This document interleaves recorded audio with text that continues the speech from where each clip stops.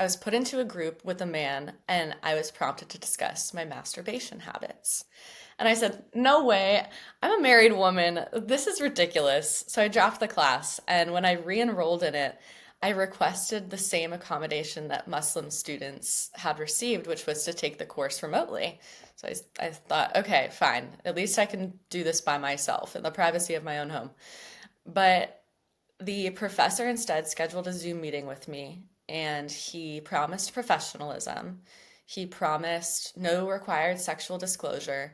And frankly, I agreed, to be honest. I agreed to go in person. And a couple weeks later, I was sitting in class being prompted to write something down that I disliked about my genitals so it could be read aloud to the class. And it just escalated from there. There was a guest speaker, a transgender person who said that trans women have the only P words that can blow up the world. Blow up the world. Yeah, I don't know what that means. I think it was a joke. Nobody laughed. But my final straw, the reason I walked out was because we were played a sex dungeon tour where a woman was flogged, gagged, wrapped in plastic, um, made to jump up and down, put into a guillotine. And at the end of this video, the professor smiles casually and goes, "So, what do you think? Who wants to try it?" And at that point, I had just had enough.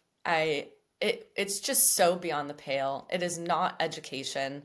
I'm paying for this at a Catholic school, and I wouldn't stand for it. So I went home, I wrote about it, and the Wall Street Journal ran the story, and it made a splash. There were some great classes and there's some great professors there. I don't want to paint it with a broad brush, but there has been a fundamental shift in the role of the therapist in these training programs, moving from the neutral guide that helps a client on with self-discovery and self-reflection to more of an activist position, a political activist.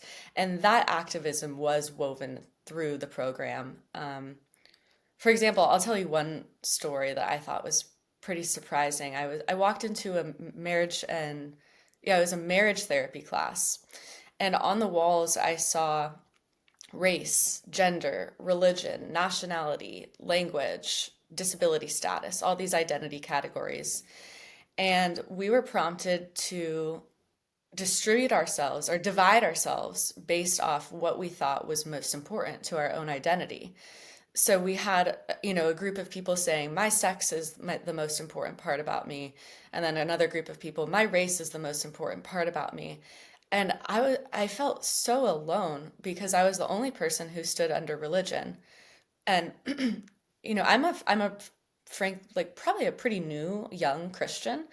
Um, but I couldn't imagine standing under and saying, yeah, what defines me is because I'm white, or what defines me is because I happen to be born a woman. But so we were divided, and then we were prompted to discuss in those small groups why that identity category is so important. And so I was standing there under religion in silence as everyone else was chattering and kind of shooting me these glances. Um, and part of the political activism is dismantling the dominant hegemonic norms. That is repeated, and that is a goal of therapists now. And one of those norms is Christianity. And so I did feel a little bit in the hot seat identifying myself with, yeah, I'm wearing a cross. The Christian faith is very important to me because that is one of the norms that is supposedly oppressive. Do you know the thing that I wish I were more shocked by all of this than I am? Sadly, I've heard far too many of these types of stories over the past decade from people in all different sectors and from all different walks of life. The thing that does shock me is all of this happening at a supposed Catholic university. Um, that's the thing in my brain I'm trying to square right now. I mean, what does it even mean to be a Catholic university if you're the only student who is saying that your religion, your faith, is more important to you than your race, your gender, your sexuality, and that is something that people are looking at you askew for? I mean, what's going on there? Yeah, I think it's by nature of where it's situated. California's Bay Area is a very secular place. And also higher education tends to be more secular. I'm not sure when I would say it's anti-Christian. I'm not sure when the anti-Christian ideology seeped in, but I do know that the sexuality class has been working off the same syllabus reportedly since the 1980s. So this has been going on for a long time. And yeah, I agree. I thought that when I brought it to the priest, the head of campus ministry, that he would be surprised, but he wasn't surprised either. Um, well, maybe. I don't know. He was hard to read. He didn't seem to have think that I had any recourse in regards to it being a Catholic university. So, yeah, I mean, it seems like there's just been a wholesale abandonment in dominant culture, especially in academia, of the religious traditions. Yeah, and it's pretty disappointing. I thought at least going to a Catholic university there would be tolerance for the Christian worldview, but there wasn't even that.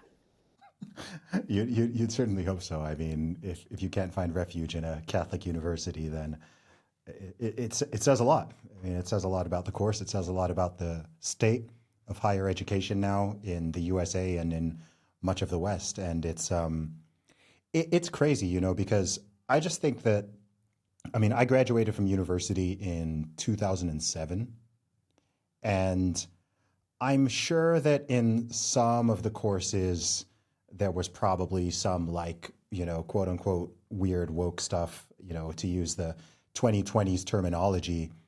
But at the time, like, it just wasn't, all of this stuff wasn't a thing. Like, all of the weird racial stuff, all of the weird gender stuff, all of the weird LGBTQ XYZ stuff. I mean, when I was in university, it was just LGB.